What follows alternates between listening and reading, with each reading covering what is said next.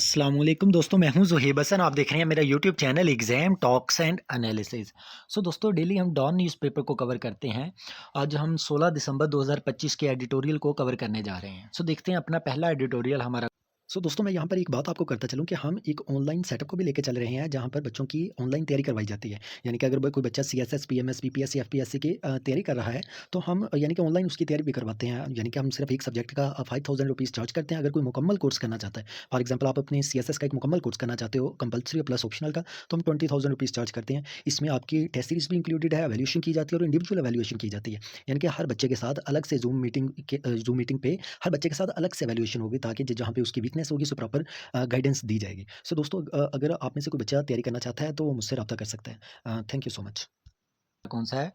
बूंदी बीच shooting के नाम से दोस्तों हमारा पहला एडिटोरियल है।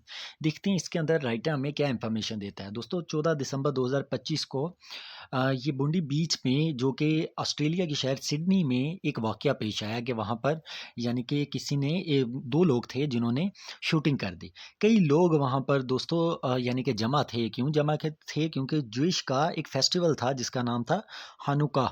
इस नाम से उनका एक फेस्टिवल था, जहाँ पे बहुत ज़्यादा यहूदी इकट्ठे हुए हुए थे। वहाँ पर ये यानी कि दो लोग थे जिन्होंने जाके शूटिंग यानी कि ओपन कर दी। दोस्तों, दो लोग थे जिन्होंने ये फायर किया क्राउड पे। जिस तरह हमने कहा कि ये जो दो आदमी थे, एक बाप था जिसकी उम्र 50 साल थी और एक उसका बेटा था जिसकी उम्र 24 साल थी। दोस्तों, ये जो फायरिंग हुई है, इसकी वजह से तकरीबन 16 लोग ऐसे हैं जो इस अटैक में मारे गए। और इसके अलावा दोस्तों 40 लोग ऐसे थे जो कि यानी कि इंजर्ड हुए और उनको दोबारा यानी कि वापस हॉस्पिटल लेके जाया गया। दोस्तों, पुलिस ने यानी कि ये जो अटैकर थे, इनमें इनमें से एक को, यानी कि ये दो लोग थे जिन्होंने जाके अटैक किया, उनमें से एक को तो वहीं पर ऑन द स्पॉट यानी कि यानी किल कर दिया गया, और जो दूसरा था उसको यानी कि वो इंजर्ड हो गया और फिर दोबारा से उसे अरेस्ट कर लिया गया। कहने का ये मतलब, एक को मार दिया गया और दूसरे को जख्मी हालत में अरेस्ट कर लिया गया। दोस्तों, पुलिस ने ये कहा है कि ये जो अटैक है, ये इस वजह से किया गया है क्योंकि वो यहूदियों का एक फेस्टिवल था। जो लोग यहूदियों से नफ़रत करते हैं, ये उन लोगों ने ये किया है। ये वहाँ की पुलिस का कहना है।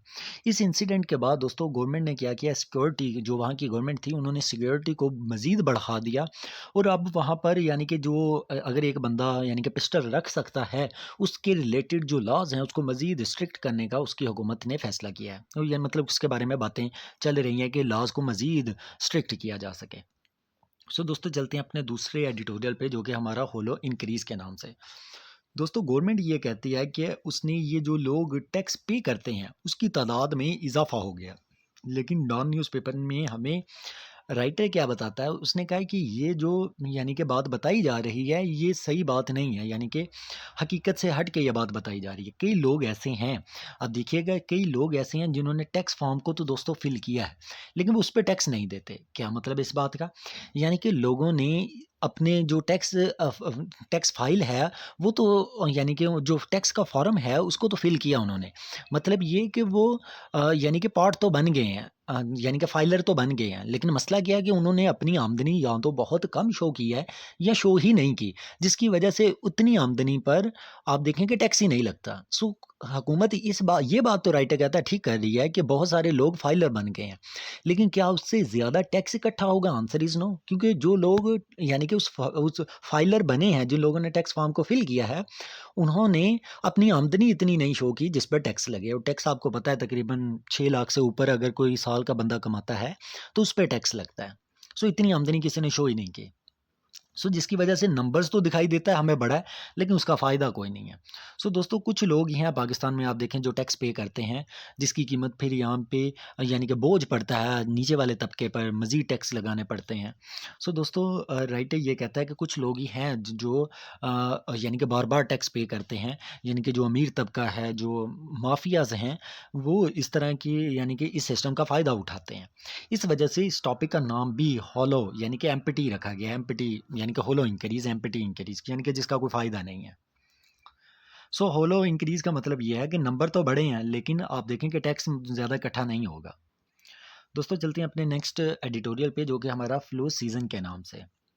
दोस्तों आपको पता है ये एक बीमारी है जो कि एक वायरल डिजीज़ है, यानी कि फ्लू क्यों होता है हमें वायरस की वजह से होता है, जिसकी वजह से आप देखिए नोज़, थ्रोट और लंग्स जो हैं वो इफ़ेक्ट होते हैं।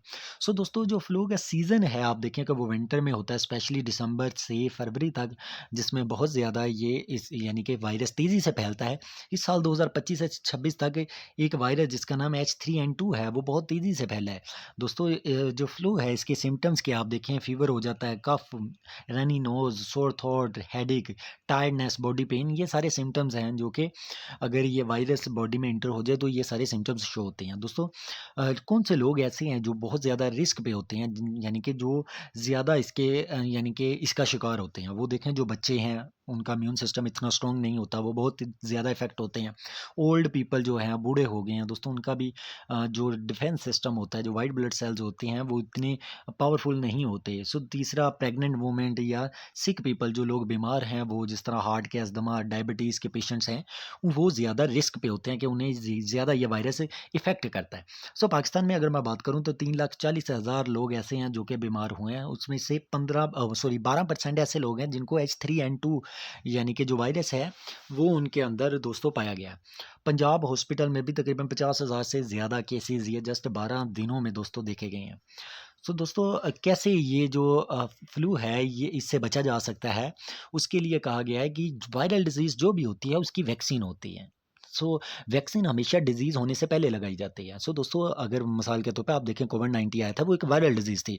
कोविड-19 यानी कि वो कोरोना वायरस होने से पहले हम इंजेक्शन लगवा रहे थे। सो इस तरह इसको वैक्सीनेशन कहा जाता है। हम वैक्सीनेशन लगवा सकते हैं अपने यानी कि हाथों को अच्छी तरह से हमें वॉश करना चाहिए, मास्क पहन के रखना चाहिए ताकि वायरस से बचा जा सके।